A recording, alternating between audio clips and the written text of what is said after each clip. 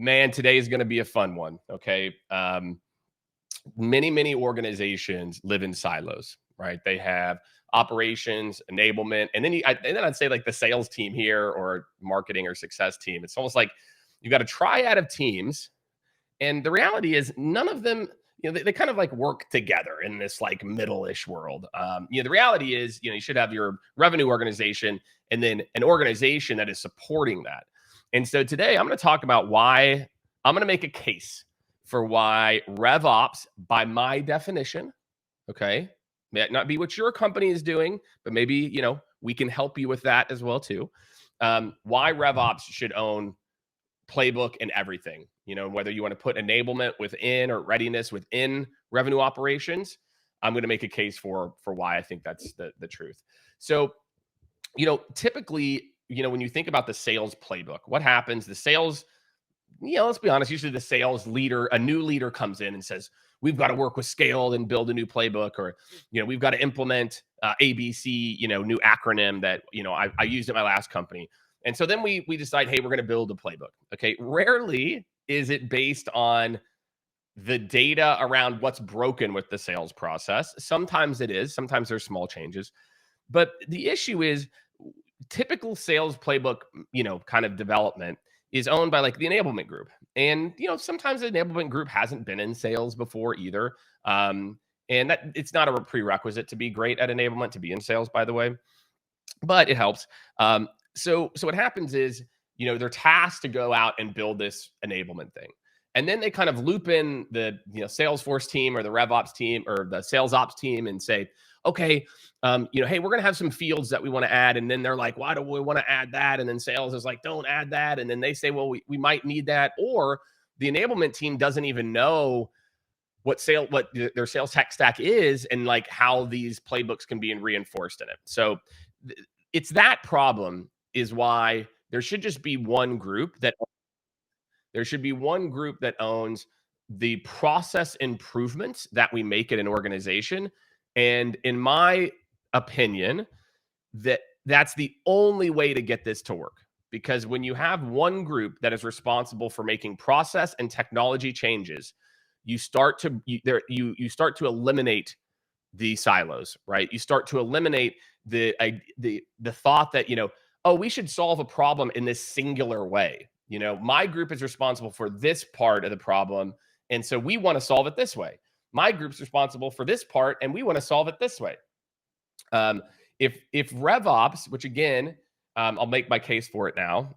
On the kind of the how many reasons do I have here? 5 reasons why RevOps should own it. But that's why RevOps should own it, right? RevOps should own it. Looks like I'm a little loud.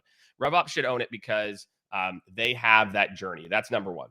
So RevOps should have a clear view of the entire journey. Marketing touch points, touch, moving into middle funnel, bottom funnel, success organization, churn, all of it.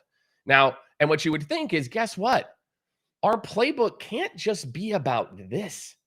The playbook needs to think about the customer experience like this. The playbook starts here and it ends here.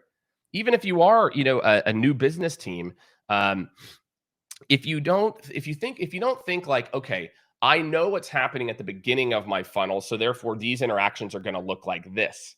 Then again, if you're just starting here, and you're going to treat everyone as the same like entry point. And the reality is treating everyone, who comes in the same is a mistake. Especially with today's buyer, where people are coming in educated, vetted, they've done their homework. And then how do we triage those people? So when you think about the marketing intro, like, okay, where does our playbook start if someone comes in this way? Where does our playbook start if someone comes in this way? What about this? And do we skip people ahead, etc.? And so it really, when RevOps looks at the holistic picture and they can build a playbook that is based on the holistic customer journey, that is a win. Okay. RevOps, number 2, is RevOps goal in life is process optimization and effectiveness and efficiency. Okay, those 3 things, right? How do I take a process, improve how efficiently people move through it, and how successful and effective they are? Because things that are efficient aren't always effective, and things that might be super effective aren't always efficient, right? And so if that's RevOps' job is to optimize the processes and the flow, right? Which I don't think anybody would disagree with. RevOps needs to be able to solve the certain challenges with process improvements, not just big technology overhauls, right? And that kind of gets to another point I'll kind of mention, which is why I'm not a fan of companies in 2024 doing $500,000 playbooks or $100,000 playbooks, because if RevOps is fixing this, they'll analyze the process, the effectiveness, the efficiency. Say, you know what? The playbook just needs to be fixed here or here and here. And so many times companies, you don't need this huge thing. Instead, because RevOps has the end-to-end view, RevOps can say, okay, we need to make a change here versus here. And actually this part of the process is okay where it's at. So that's a good one. Number 3, okay, RevOps can be more objective than sales leaders. I'm sorry, sales leaders. Sometimes you all need a objective viewpoint. So again, when someone comes in and says, hey, we got to do this big playbook overhaul, if you have an organization that can look at the holistic picture and say, look, I totally get that. Let's review some of the data here. Here's this part of the playbook. Here's the scripting. Here's the messaging. Here's the SOP. We actually just want to change this part of the messaging, and we think that will actually unlock this bottleneck. And so the playbook just needs to focus here. So instead of going off of someone's gut or intuition on we need to solve everything, you eliminate that and you make your decisions on process improvements based on data. And instead, if it's the enablement team, they get excited to do a big playbook, right? Oh, cool, it's a big project. Well, that's great, but enablement could be doing more training or other things if they weren't focused on fixing things that weren't even issues. So when RevOps can be more objective, it can solve specific pieces of the puzzle versus this kind of holistic, piece of it. Number 4 is then when you think about the playbook, RevOps already knows the changes that need to be made in the system. So they're cool, this is going to be our process now, our customer process. Now, how do we want to reinforce that with the tech stack? That one's pretty straightforward, right? And the issue is and I see that, trust me, I see this in the playbook work we do. These teams do not collaborate the way that they should. And so sometimes enablement doesn't know what to ask for in the tech stack. And the people doing the tech stack work don't understand why the changes need to happen. So if RevOps owns the playbook, then that goes away because it's all been decided on here's what's going to happen at each step. Here's our process and here's the technology to underpin it. Okay. And then last, but certainly not least, if RevOps owns the playbook, okay, it can free sales leadership and other people to go focus on other activities, coaching, closing more deals, activities that contribute to sale. Why? Because they can trust they've got an organization that is consistently looking at the process end to end and is going to make changes. They've got one central organization to say, hey, we've got a rep who's been doing this part of the process this way, and you can see the stats. Should we make an update to this part of our process across these teams because this team over here has found a new way to do this? Yeah, sure, let's do it.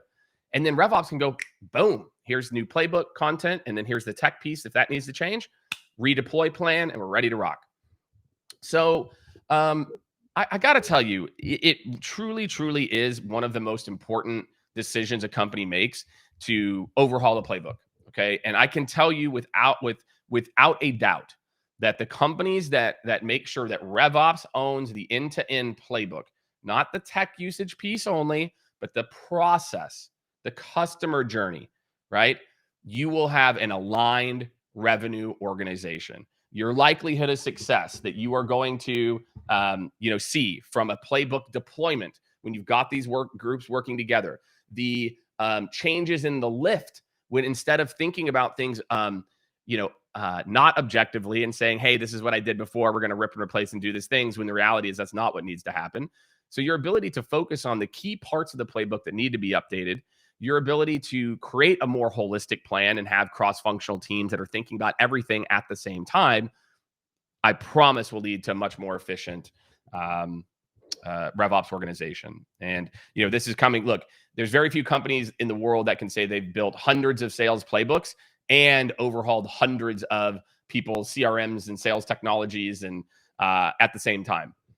And I can tell you that this is the way, right? That if it, because and that's why, I think what makes our team unique is that when people come to us with problems, there is a process piece we look at, the content and whatever's happening there, and there's a tech piece, and then it's like, what's the right mix of those two to solve the problem?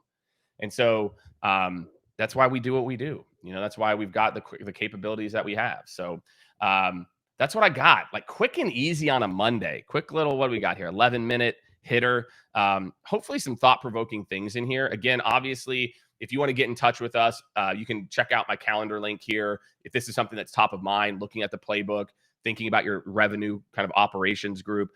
Also, as usual, I'm sure you might have tuned in. You're like, Jake, why aren't you talking about ChatGPT? I'm really confused. Obviously, I'm still talking a ton about that. KB and I have our final show of November, I think, probably. Yeah. Final episode of November on Sales AI Unleashed on Thursday. So here's a link for that.